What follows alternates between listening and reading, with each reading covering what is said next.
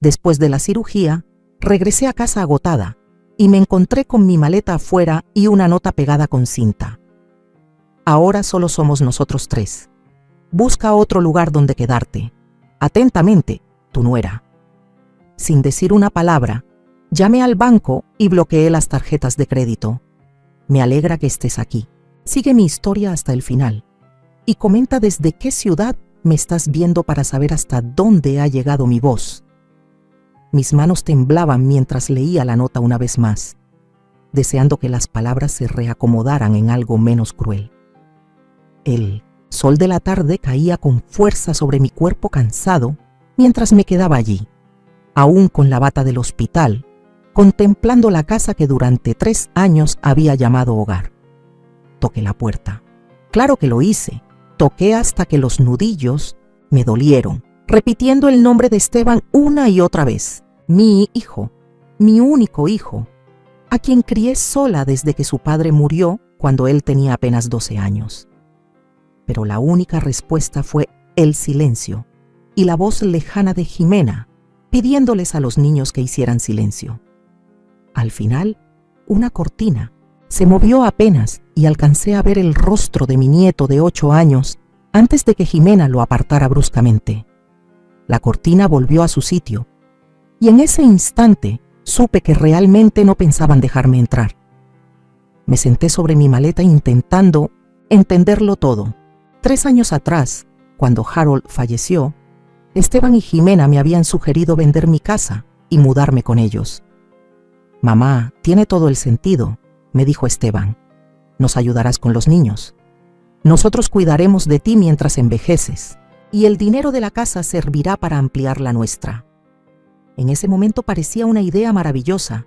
$178,000. Eso fue lo que aporté a las renovaciones de su hogar.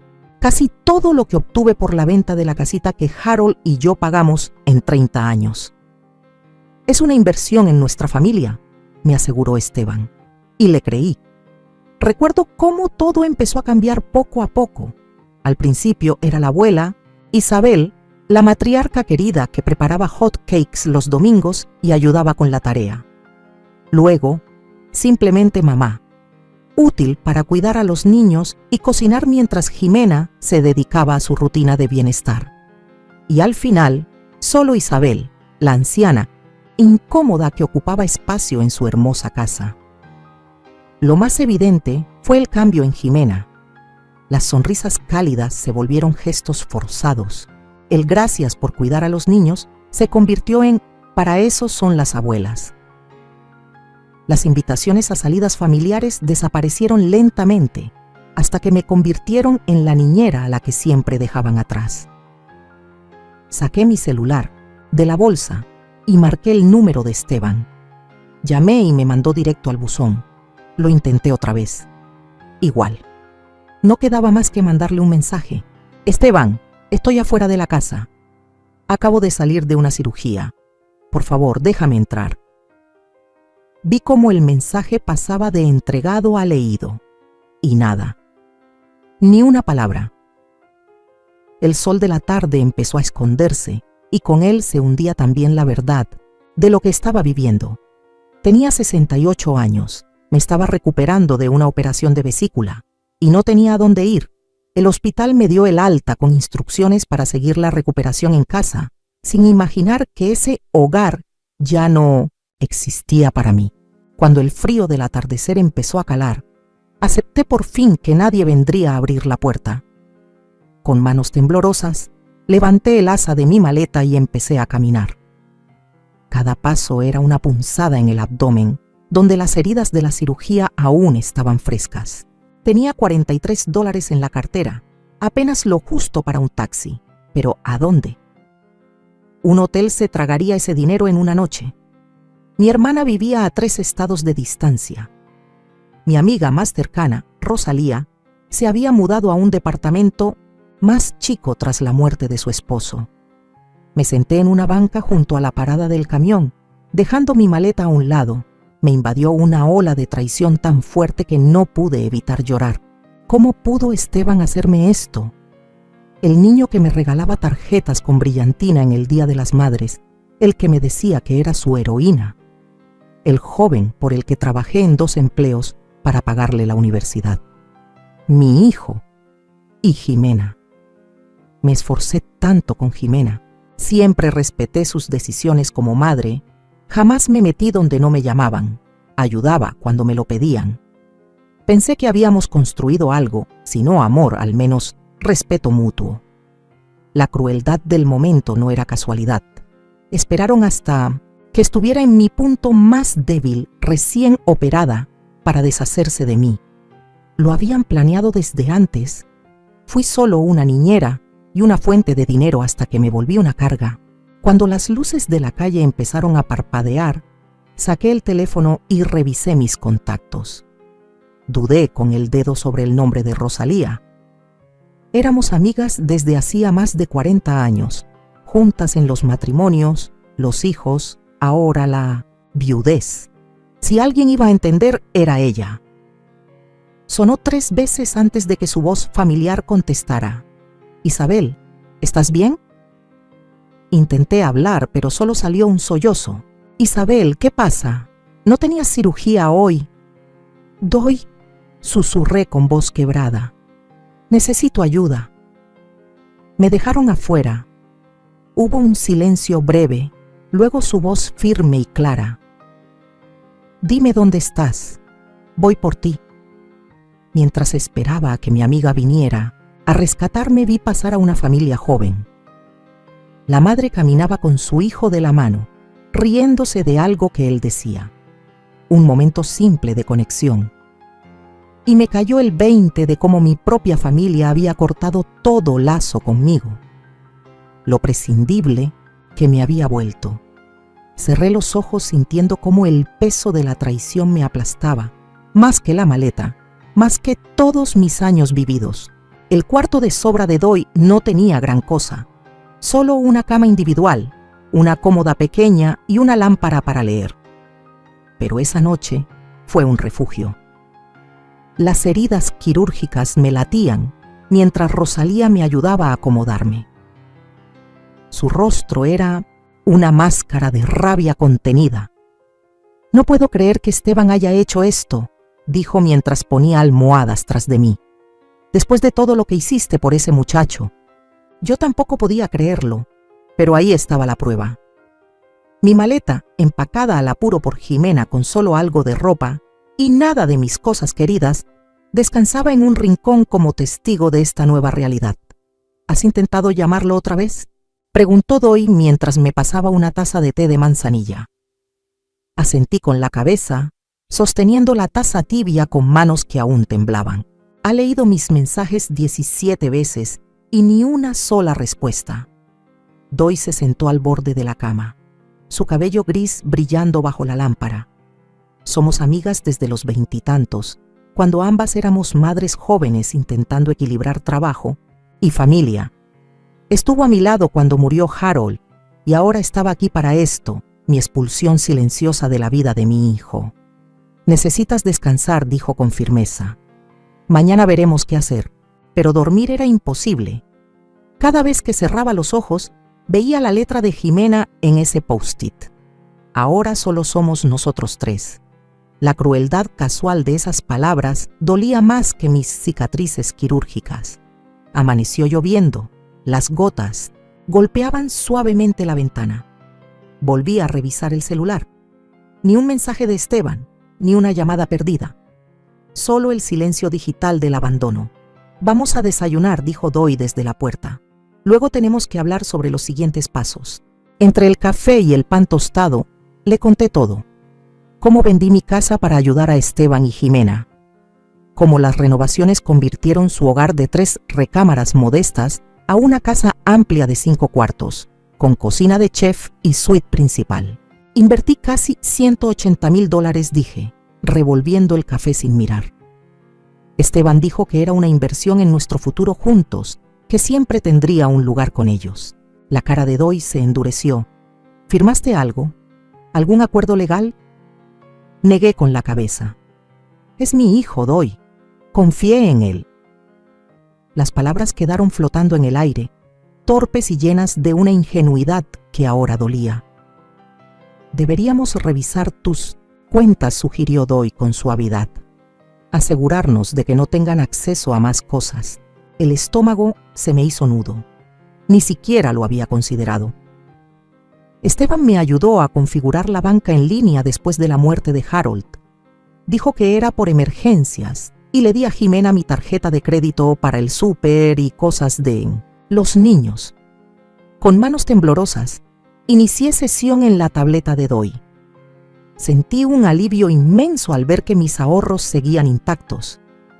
Pero al abrir el estado de cuenta de la tarjeta, ese alivio se desvaneció.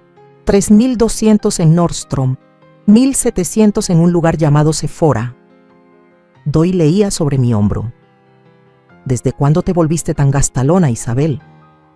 Yo no fui, susurré, bajando por una lista interminable de cargos, ropa de diseñador, maquillaje carísimo, cenas en restaurantes que ni conocía, todo en las últimas 3 semanas, justo mientras yo me preparaba para la cirugía.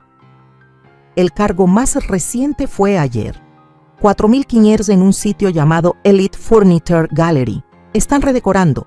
Mi cuarto, lo entendí de golpe, las piezas encajando.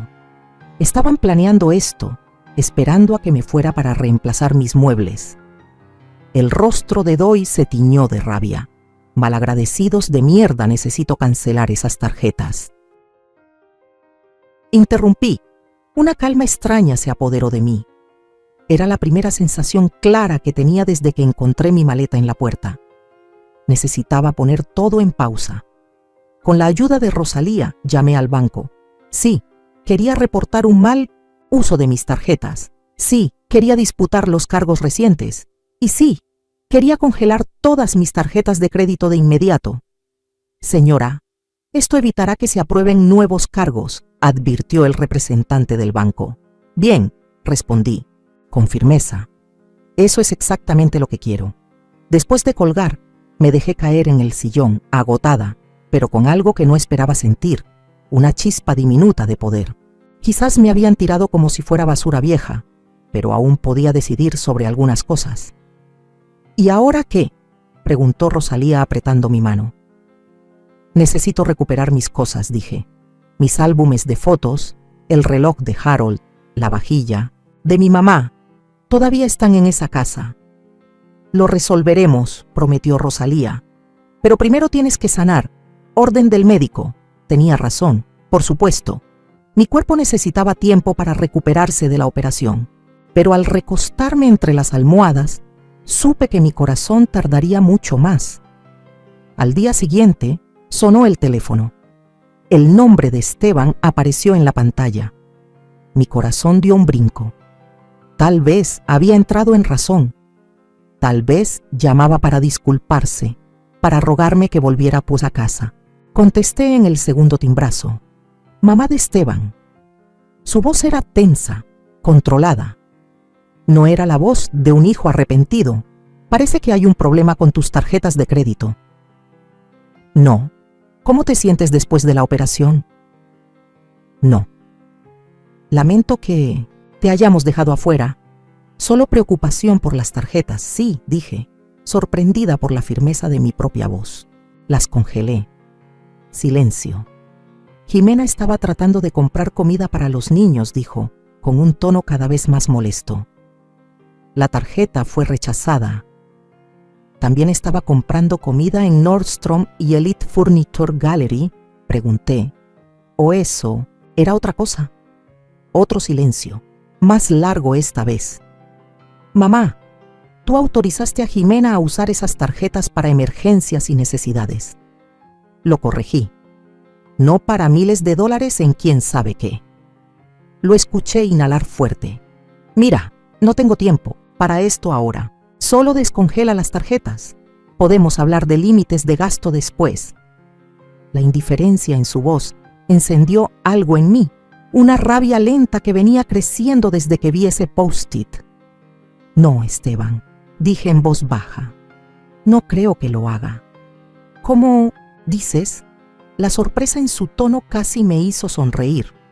Dejaste claro que ya no soy parte de tu hogar, continué, cada palabra pesada. Así que, Me temo que Jimena tendrá que encontrar otra forma de pagar sus caprichos. Mamá, sé razonable. Fui razonable cuando vendí mi casa para ayudarte a ampliar la tuya, lo interrumpí. Fui razonable cuando cuidé a tus hijos todos los días mientras tú y Jimena seguían sus carreras. Fui razonable cuando cociné, limpié y me hice útil. ¿Y de qué me sirvió tanta razón, Esteban? Silencio otra vez. Este no es un buen momento para hablar de esto. Nunca lo es contigo, dije, sintiendo cómo la verdad se acomodaba con todo su peso en mi pecho. Adiós, Esteban. Colgué la llamada con la mano temblorosa, pero con una determinación más firme que nunca. En el marco de la puerta, Doy me observaba, con una sonrisita dibujada en el rostro. Vaya, dijo, mira quién por fin sacó el coraje. Logré devolverle una sonrisa débil. Congelar las tarjetas es apenas el comienzo, dije. Necesito averiguar qué más han hecho con mi dinero. Justo en ese momento apareció un mensaje de texto en mi celular.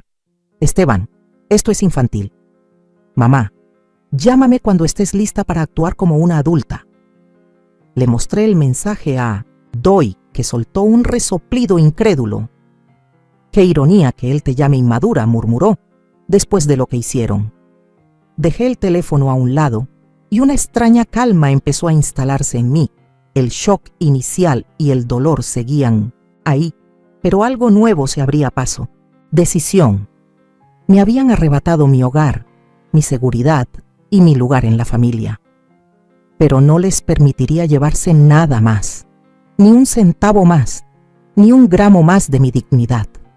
Pasó una semana sin noticias de Esteban. Las incisiones de la cirugía sanaban poco a poco, pero la herida de la traición seguía fresca, abierta. Doy había sido mi salvavidas, pero no podía quedarme con ella para siempre. Tenía que recoger mis cosas y decidir qué iba a hacer. Voy contigo, dijo Doy en cuanto mencioné regresar a la casa de Esteban. No tienes que hacerlo. Claro que sí, me interrumpió tomando sus llaves. Además, es menos probable que te cierren la puerta en la cara si hay testigos.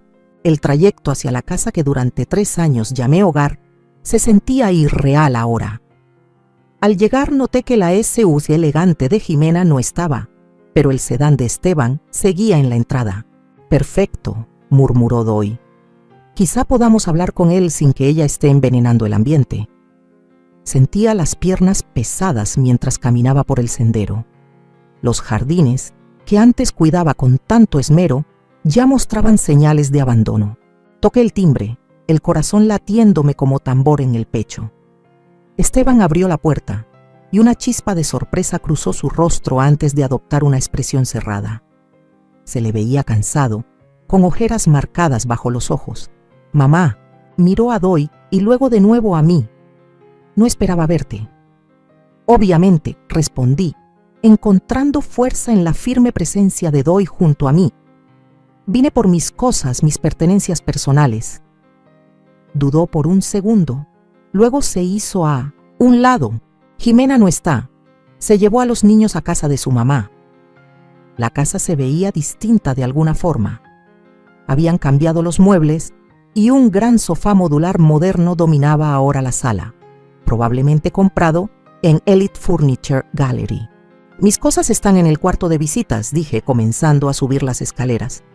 En realidad, dijo Esteban carraspeando. Movimos algunas cosas.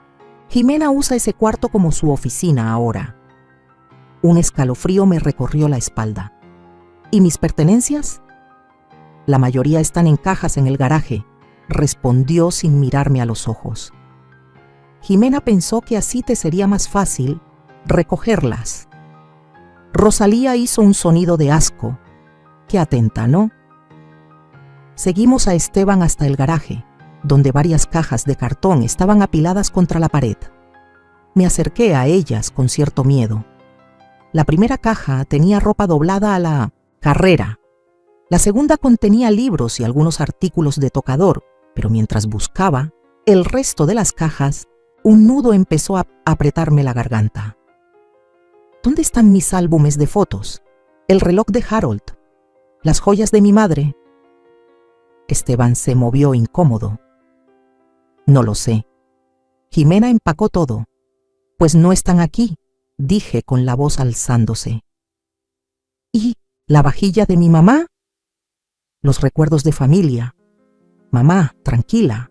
No me digas que me tranquilice, solté, sorprendida hasta yo por la fuerza de mi rabia. Esas cosas no se pueden reemplazar. Son mis recuerdos, mi historia. Rosalía dio un paso al frente. Esteban, esto es inaceptable. Esas son pertenencias personales de Isabel. Esteban se pasó la mano por el cabello, luciendo más como un niño regañado que como un hombre adulto. Hablaré con Jimena. Tal vez las puso en otro lado. Quiero revisar arriba, insistí. Ahora. Dudó, luego asintió con desgana. Me dirigí directo al ático, recordando que había guardado algunas cosas viejas allí. Mientras subía las escaleras, sonó el teléfono de Esteban. Contestó en el pasillo de abajo, su voz apenas un susurro. El ático estaba polvoriento y oscuro, pero sabía exactamente dónde estaban mis baúles de almacenamiento. Para mi alivio, seguían allí, intactos. Abrí el más grande y encontré mi álbum de bodas, las medallas militares de Harold y varios álbumes de fotos familiares. Al menos esos recuerdos valiosos se habían salvado de la limpieza de Jimena. Mientras recogía lo que podía cargar, escuché la conversación de Esteban flotando desde abajo. No, ella simplemente apareció. Sí, con esa amiga suya. Sé lo que acordamos, pero ¿qué se supone que debía hacer? Sigue siendo mi madre. Hubo una pausa. Jimena, eso no es justo. Acordamos esperar hasta después de vender la casa para decirle lo del asilo. No, todavía no se lo he dicho. Acaba de salir de una cirugía, por el amor de Dios. Se me heló la sangre. ¿Asilo? ¿Vender la casa? Me acerqué a las escaleras del ático, forzando el oído. La agente de bienes raíces dijo que podríamos sacar al menos 650,000 con las renovaciones. Sí, suficiente para pagar nuestras deudas y dar el enganche para la casa del lago. Sé que el dinero de mamá lo hizo posible, pero ella aceptó invertir en la propiedad. Las piernas casi se me doblaron. Estaban planeando vender la casa, Alam, casa en la que puse mis ahorros de toda la vida, mudarse a una casa en el lago, y querían meterme en un asilo. Debía hacer algún ruido porque Esteban se quedó en silencio de golpe. Tengo que colgar, dijo apresurado. Puede que me haya escuchado. Me lancé de nuevo al baúl, la cabeza girando. Mientras los pasos de Esteban se acercaban a la escalera del ático, fingí concentrarme en los álbumes de fotos, intentando controlar mis manos temblorosas. Mamá, ¿encontraste lo que buscabas? Su voz sonaba tensa. Parte de ello, respondí, sin confiar en mí misma para decir más. Me ayudó a bajar las cosas que había encontrado. El silencio entre nosotros se hizo espeso, incómodo. En el garage, Doy revisaba con paciencia las cajas que quedaban. Esteban, dije, ¿en serio pensabas decirme algo sobre vender la casa alguna vez? Su rostro se puso pálido. ¿Lo escuchaste? Sí, lo escuché. Igual que supe del asilo que ya elegiste para mí. Mi voz sonó sorprendentemente firme, aunque por dentro estaba hecha un torbellino. ¿Pensabas siquiera consultarme sobre todo esto? Al menos tuvo la decencia de parecer avergonzado. Mamá, no es lo que crees. Solo pensamos que, con tus problemas de salud, mi cirugía de vesícula... Lo interrumpí. Eso no es excusa para encerrarme en un asilo. Tengo 68 años, no 98. ¿Es que Jimena pensó? Jimena pensó, repetí con amargura. Y tú simplemente la seguiste, ¿verdad? Igual que hiciste cuando me echaste de mi propia casa. No es tu casa, dijo, con un destello de desafío en los ojos. Tu nombre no está en la escritura. Sus palabras me golpearon como una bofetada. Tenía razón. A pesar de todo el dinero que puse, legalmente no tenía ningún derecho sobre la casa. Confié en mi hijo, y esa confianza fue mi ruina. Doy intervino con la voz helada. Nos llevamos estas cajas ahora. Y Esteban, Te sugiero que encuentres las cosas de valor de tu madre antes de que tengamos que llamar a las autoridades. Mientras cargábamos las cajas en el auto de Doy, vi por la puerta abierta del garage unos papeles sobre el escritorio de Esteban. Un folleto del asilo Residencia Los Encinos y lo que parecían anuncios de bienes raíces.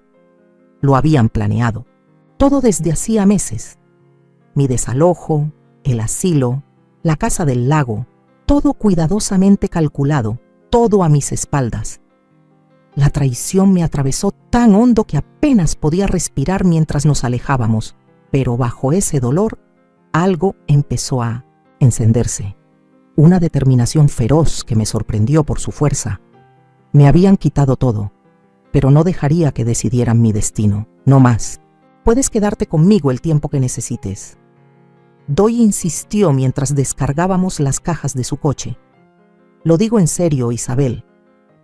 Le agradecí con el alma la oferta, pero sabía que no era solución a largo plazo. Su departamento de una recámara apenas era suficiente para ella, mucho menos para 2 personas. Además, yo necesitaba volver a caminar por mí misma. Te lo agradezco más de lo que imaginas, le dije. Pero necesito resolver esto por mi cuenta. A la mañana siguiente, pedí una cita en el banco. Mauricio Delgado había sido mi asesor financiero desde que Harold murió, y su rostro mostró un verdadero asombro cuando le conté lo sucedido. Lo siento mucho, Isabel, dijo, revisando mis cuentas. La buena noticia es que tus depósitos de pensión y seguridad social siguen entrando regularmente, y tu cuenta de ahorros principal está intacta. Y el dinero que invertí en la casa de Esteban. El rostro de Mauricio se endureció. Sin un acuerdo formal, legalmente se considera un regalo. Tal vez podamos intentar algo, pero será cuesta arriba. Asentí. Ya me lo esperaba. Entonces necesito concentrarme en seguir adelante. ¿Qué opciones tengo para vivienda? Pasamos la siguiente hora revisando números. Mi pensión mensual y la seguridad social sumaban casi 2.400. No es una fortuna, pero con cuidado alcanzaba para alquilar un departamento modesto y cubrir lo básico. También está esto, dijo Mauricio, abriendo otra cuenta que casi había olvidado. La póliza de seguro de vida de Harold, la que invertiste, ha crecido a unos $42,000. Una ola de gratitud por mi esposo, tan práctico y visionario, me envolvió. Incluso desde la tumba, Harold seguía cuidando de mí. Eso te da opciones, continuó Mauricio. Podrías usar parte de ese dinero para el depósito del alquiler y algunos muebles, y guardar el resto como fondo de emergencia. Al salir del banco, sentí una mezcla extraña entre pérdida y posibilidad. Tenía menos de lo que creí que tendría a esta altura de mi vida, pero más de lo que muchos en mi situación podrían esperar. Podía reconstruir. Durante las siguientes 2 semanas, me lancé de lleno a buscar departamento. Rosalía me llevaba a ver lugares, me ayudaba a comparar precios y me animaba cuando la desesperanza me empezaba a ganar. Al final, encontramos un departamentito de una recámara en una comunidad, para personas mayores. No era lujoso, pero estaba limpio. Tenía un balconcito para mis macetas y, lo más importante, era accesible. Está perfecto, dijo Rosalía cuando lo vimos por primera vez. Y mira, tienen un jardín comunitario y juegos de cartas cada semana en el salón común. Firmé el contrato ese mismo día.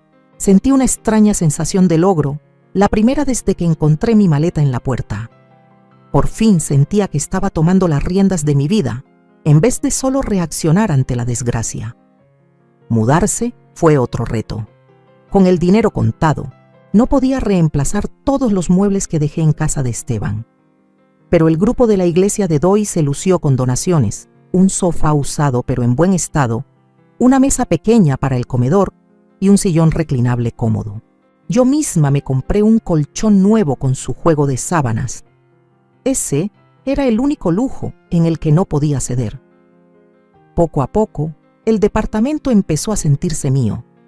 Mi teléfono seguía en silencio. Ninguna llamada de Esteban, ni un solo mensaje preguntando cómo estaba, solo silencio. Me repetía que así era mejor, un corte limpio, Pero por las noches, cuando todo estaba callado y el lugar aún se sentía ajeno, me sorprendía pensando en mis nietos si preguntaban por mí. ¿Qué les habría dicho Esteban sobre mi desaparición repentina? 3 semanas después de mudarme, estaba acomodando mis álbumes de fotos rescatados en una repisa cuando sonó el teléfono. El nombre de Esteban apareció en la pantalla. El corazón me dio un brinco. Una chispa traicionera de esperanza se encendió a pesar de todo. «Hola», contesté intentando mantener la voz neutra. «Mamá». Su tono era puro trámite, sin una pizca de cariño. «Tenemos que hablar sobre tus tarjetas de crédito. Ni un cómo estás, ni un lo siento, directo al tema del dinero. ¿Qué pasa con ellas?», pregunté, y esa chispa de esperanza se apagó tan rápido como había aprendido. «Siguen congeladas. Jimena necesita comprar cosas para los niños». «No», interrumpí, sorprendida de mi propia firmeza. «Esas tarjetas se quedan congeladas, Esteban. Ahora vivo con un ingreso fijo y no puedo financiar los caprichos de Jimena». Hubo una pausa. «Mamá, sé razonable. Somos familia». La palabra familia me golpeó como una bofetada. «Familia», repetí. «¿Así le llamas a echar a tu madre después de una cirugía? ¿A planear vender la casa que ella ayudó a pagar para mandarla a un asilo? No entiendes».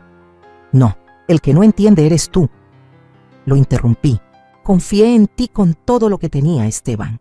Mi casa, mi dinero, mi corazón, y traicionaste esa confianza por completo.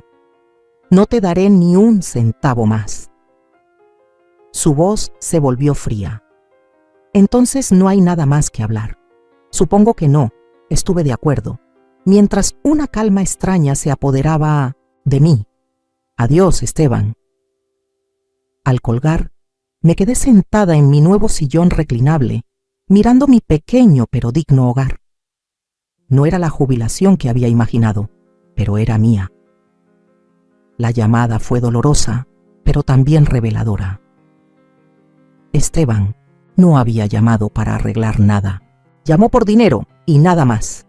Ese fin de semana encontré un volante en la sala común anunciando un grupo de apoyo para personas mayores. Las transiciones de la vida, encontrar un nuevo rumbo, algo en eso me llamó la atención, y el martes siguiente me vi entrando en un salón iluminado por el sol en el centro comunitario del barrio, donde 6 personas mayores estaban sentadas en círculo. Nancy, la coordinadora del grupo, me recibió con calidez. «¿Te gustaría presentarte y contarnos un poco por qué decidiste venir?». Dudé un momento, pero luego empecé a hablar. «Me llamo Isabel. Hace un mes, mi hijo y su esposa me cerraron la puerta de su casa después de que salí de una cirugía. Había vendido mi casa para ayudarlos y ellos...». Mi voz se quebró, pero seguí hablando. Decidieron que ya no les servía de nada. Las miradas comprensivas que me rodeaban me dieron fuerza para continuar. Les conté todo: la traición, los planes para meterme en un asilo, las tarjetas bloqueadas, mi nuevo departamento. Mientras hablaba, me di cuenta de que era la primera vez que contaba toda la historia de principio a fin, y algo dentro de mí cambió. La vergüenza que había estado cargando. Esa idea de que yo debía haber hecho algo para merecer ese trato empezó a desvanecerse. «Gracias por compartir eso, Isabel», dijo Nancy cuando terminé. «Desafortunadamente, el abuso financiero hacia personas mayores muchas veces viene de parte de la familia. Lo que estás viviendo es más común de lo que la gente cree». Una mujer de cabello plateado, llamada Ofelia, se acercó y me apretó la mano. «Mi hija hizo algo parecido», me confesó. «Me tomó años reconstruirme, pero lo logré. Y tú también lo harás». Mientras la reunión continuaba, otras personas compartieron sus historias. Algunas parecidas a la mía, otras distintas, pero igual de duras. Para cuando hicimos una pausa para tomar café y galletas, sentí algo que no esperaba: un sentido de comunidad. Esta gente entendía lo que yo estaba viviendo, sin juzgarme ni compadecerme. Cuando salí de la reunión, Tenía 3 números de teléfono y una invitación para almorzar la semana siguiente con Ofelia y otra señora llamada Margaret. De vuelta en mi departamento, me paré en el pequeño balcón, mirando cómo el atardecer pintaba el cielo con tonos intensos de naranja y rosa. Por primera vez, me permití imaginar un futuro distinto al que había planeado. No uno peor, solo distinto. Un futuro donde yo tomara mis propias decisiones, formara nuevas amistades y aprendiera a confiar de nuevo, con cautela y a mi ritmo. No sería fácil. El dolor por la traición de Esteban seguía siendo profundo. Pero parada ahí, en la luz que se desvanecía, sentí algo nuevo despertando en mí. No solo la necesidad de sobrevivir, sino la posibilidad de florecer. Pasaron 6 meses. El otoño dio paso al invierno y este se convirtió en una primavera suave. Mi pequeño departamento se había transformado en un verdadero hogar, decorado con fotos queridas y algunos objetos nuevos elegidos con cuidado. El grupo de apoyo se había vuelto esencial para mí, y Ofelia y Margaret ahora eran amigas entrañables. Nos reuníamos cada semana para tomar café, jugar cartas o pasear por el parque cuando el clima lo permitía.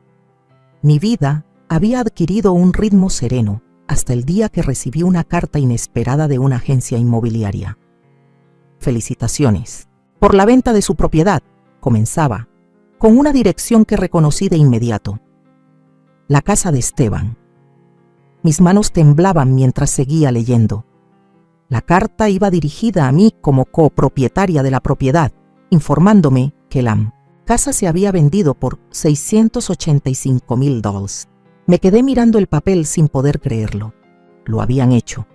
Realmente habían vendido la casa, esa en la que yo había invertido todos mis ahorros, y de alguna forma habían usado mi nombre en el proceso.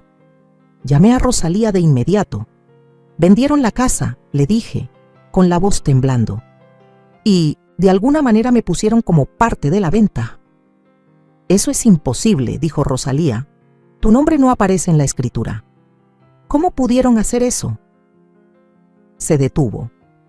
«A menos que hayan falsificado algo. Isabel, necesitas hablar con un abogado». Al día siguiente, me senté frente a Patricia Winters, una abogada especializada en derecho de personas mayores, recomendada por Ofelia. Revisó la carta con el ceño cada vez más fruncido. «Esto es preocupante», dijo. «No podían vender legalmente la casa usando tu nombre como copropietaria, a menos que haya documentos con tu firma.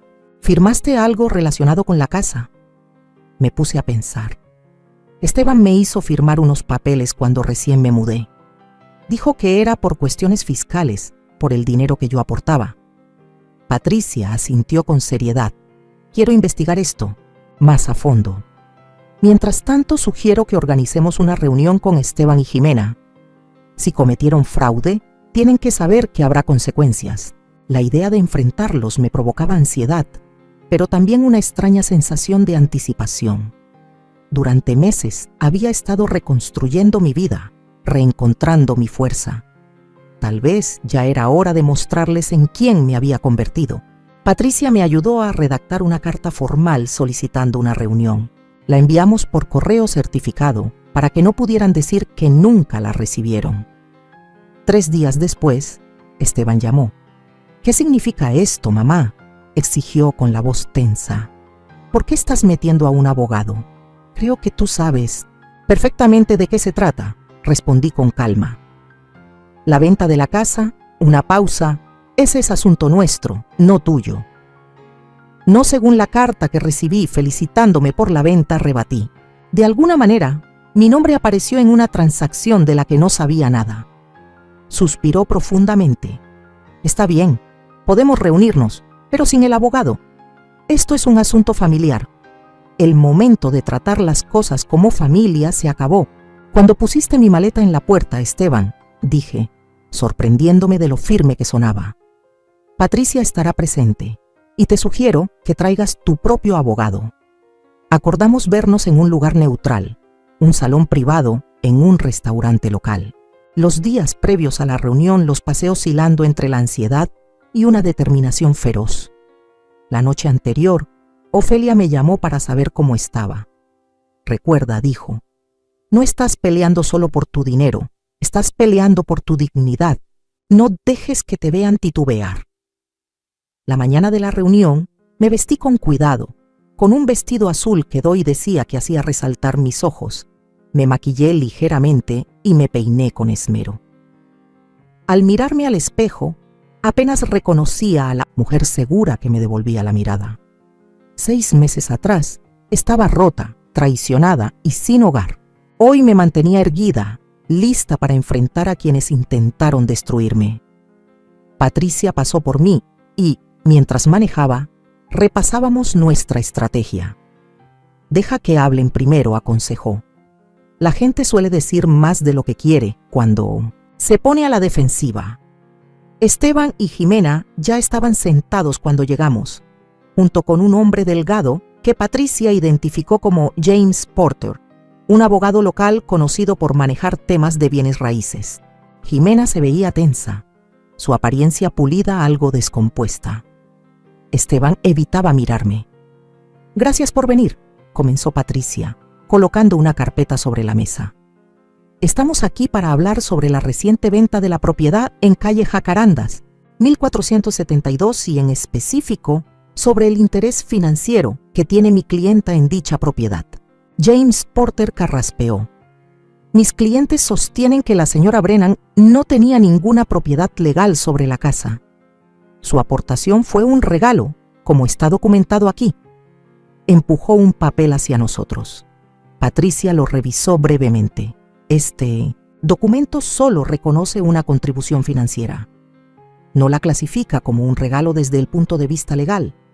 Además, tenemos pruebas de que el nombre de la señora Brennan se utilizó en el proceso de venta sin su conocimiento ni consentimiento». Esteban se removió incómodo. Jimena estaba pálida. «Tal vez», continuó Patricia, «podrían explicar por qué la señora Brennan recibió esta carta». Colocó la carta de la agencia inmobiliaria sobre la mesa. «Eso fue un error administrativo», dijo James apresuradamente. «La agencia fue informada de que la señora Brennan había contribuido a las renovaciones de la casa y la incluyó erróneamente como parte en la venta». «Un error curioso», señaló Patricia, «sobre todo considerando que la firma de mi clienta aparece en los documentos preliminares de la venta». Sacó otro papel. Esta firma que la señora Brennan confirma no haber proporcionado. La sala quedó en silencio. Las manos de Jimena temblaban ligeramente. Esteban parecía a punto de vomitar. «Es una acusación grave», dijo James, perdiendo su compostura profesional. «¿Está insinuando que mis clientes cometieron falsificación?» «No estoy insinuando nada», respondió Patricia. «Estoy exponiendo hechos. Ahora podemos llevar este asunto a los tribunales con toda la exposición pública que eso implicaría. O podemos llegar hoy a un acuerdo razonable». Esteban finalmente habló, con la voz tensa. «¿Qué quieres, mamá?» Por primera vez desde que entré a esa sala, miré directamente a mi hijo. El niño que crié, el hombre que me traicionó tan profundamente. Algo dentro de mí se ablandó, no por debilidad, sino por comprensión.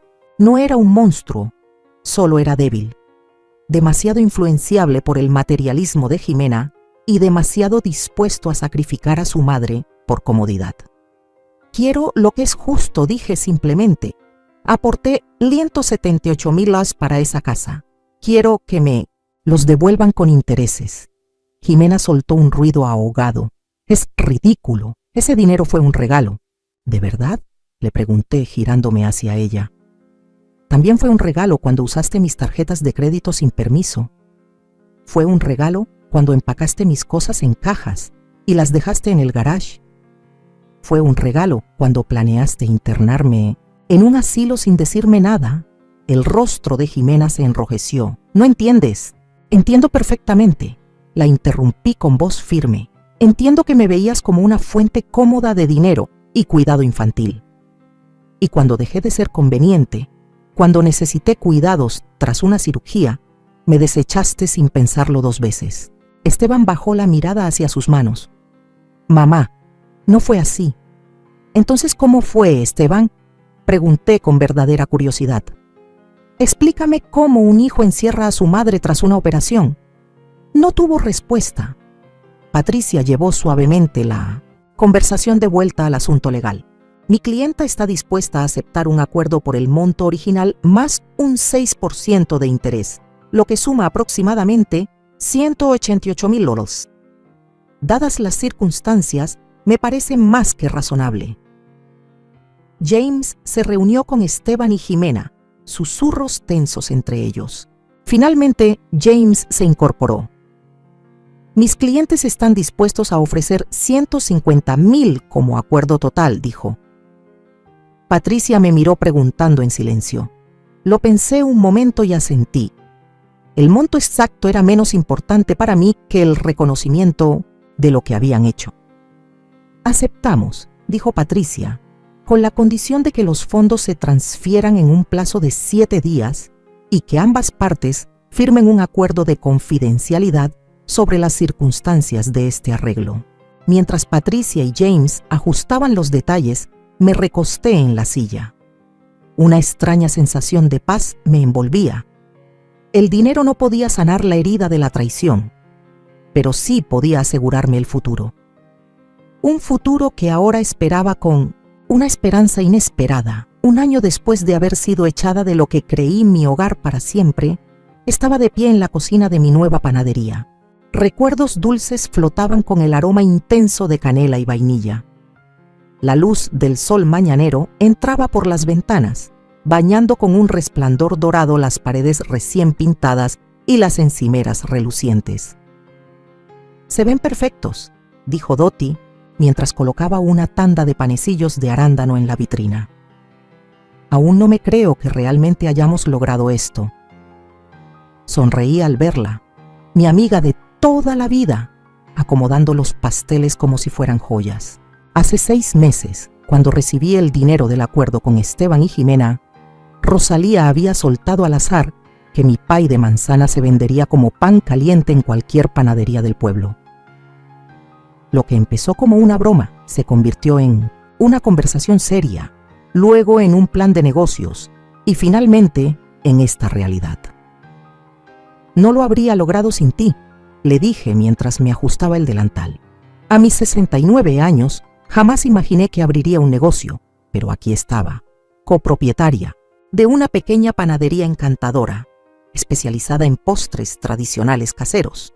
La campanita sobre la puerta sonó y Eleyanar entró, seguida por Margaret y 3 amigas más del grupo de apoyo. «Está hermoso, Isabel», exclamó Eleyanar, mientras recorría el lugar con la mirada. «Absolutamente perfecto».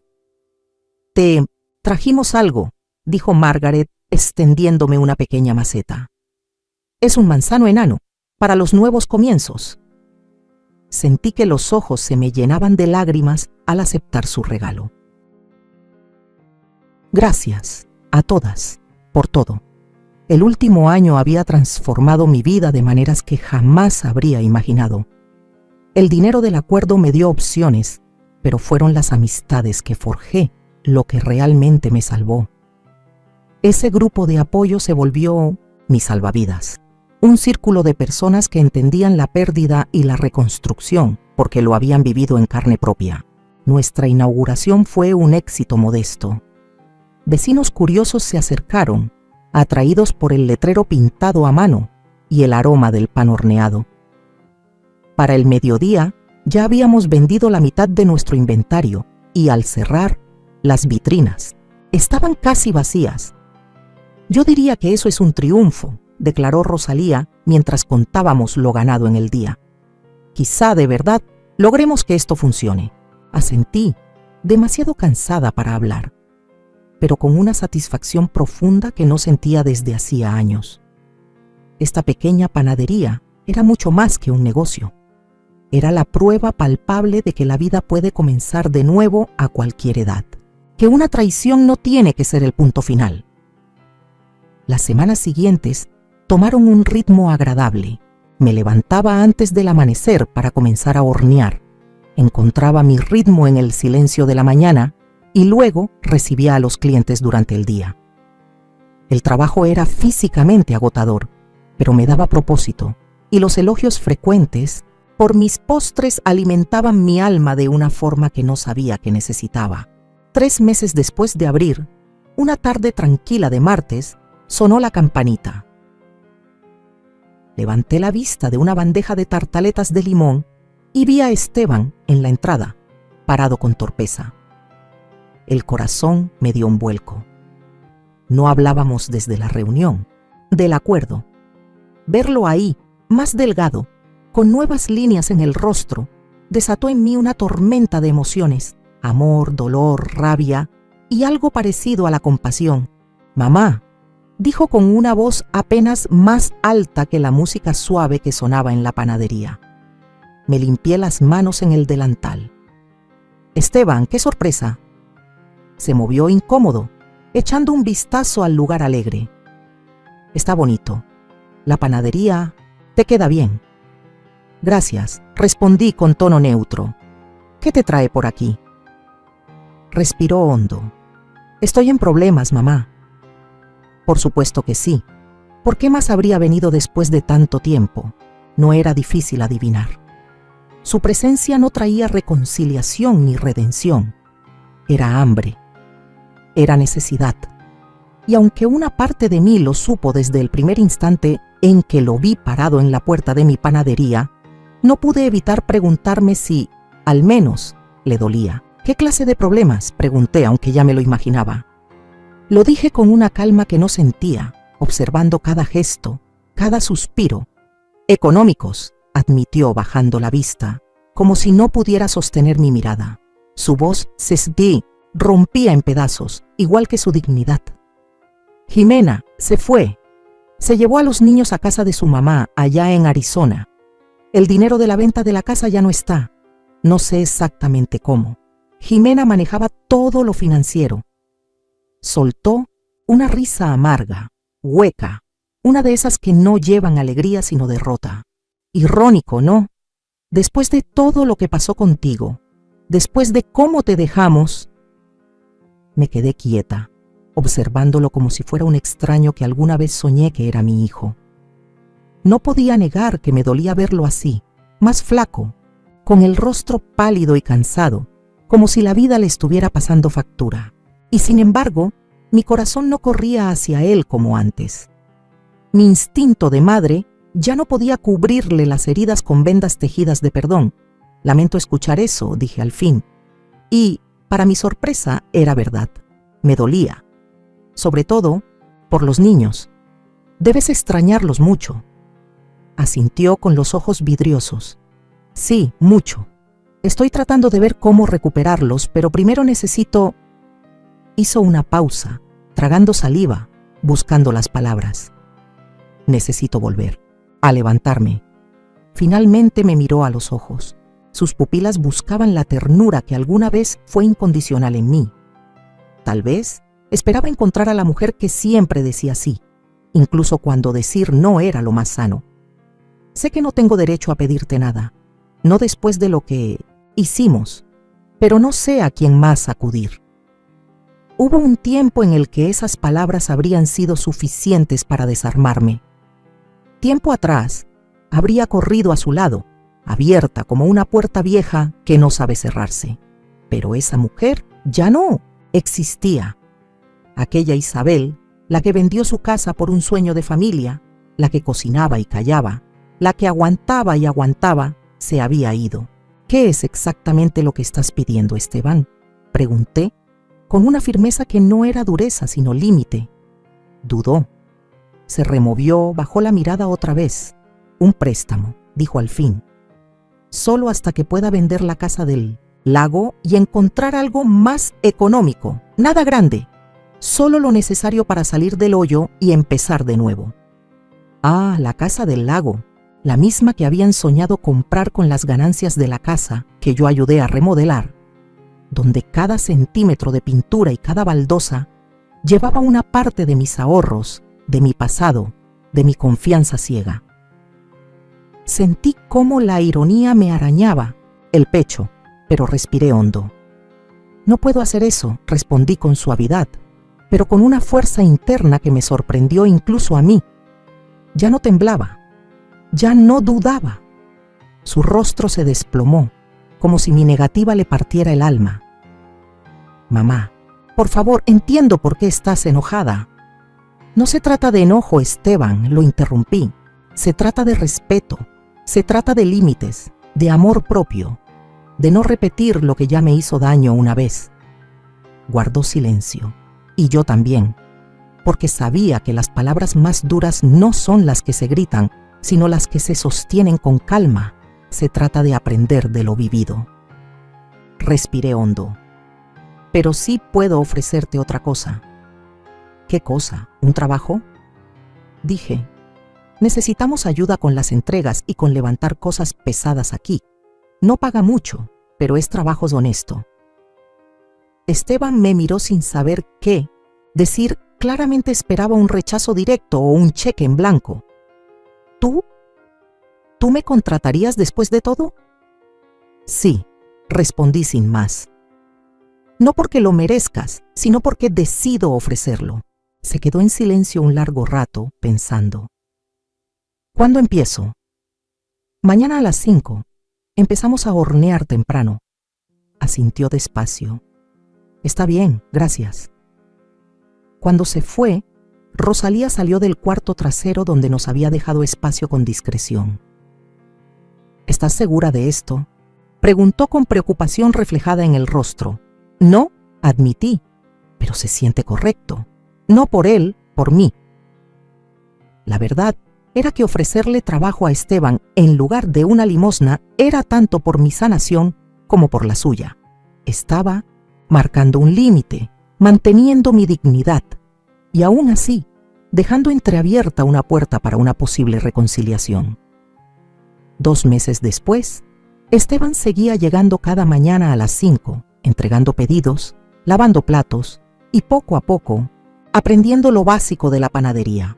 Nuestra relación era cautelosa, construida sobre conversaciones neutras.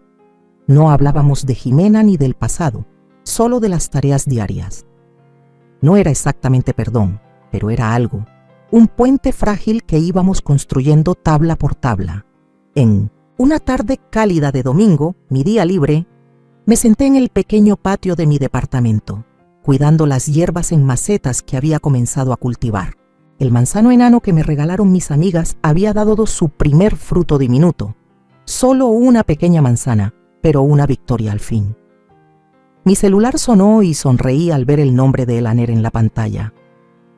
¿Cómo estuvo tu cita?, pregunté en tono burlón.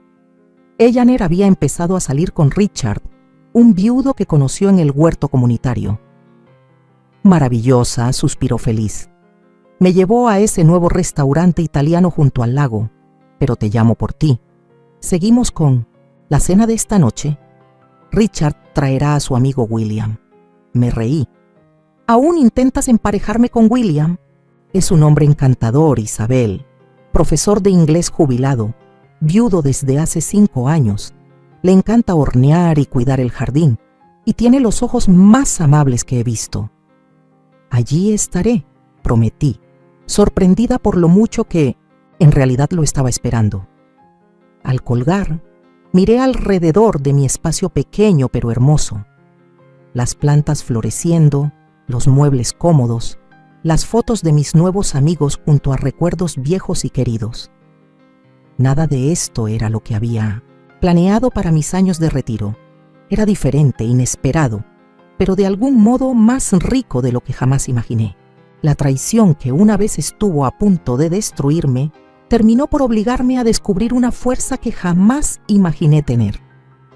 Me arrancó las falsas apariencias y, en su lugar, me regaló vínculos reales, me quitó una seguridad ilusoria y me entregó una independencia verdadera.